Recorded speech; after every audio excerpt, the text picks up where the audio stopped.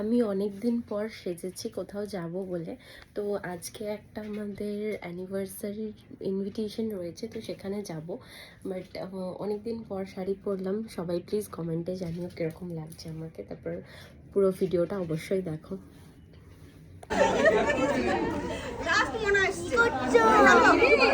যা ওই তো পুজো দিয়ে চলে। ঠিক আছে, এবার আপনারা দাঁড়ান, সবাই একটা ছবি তুলে নিই।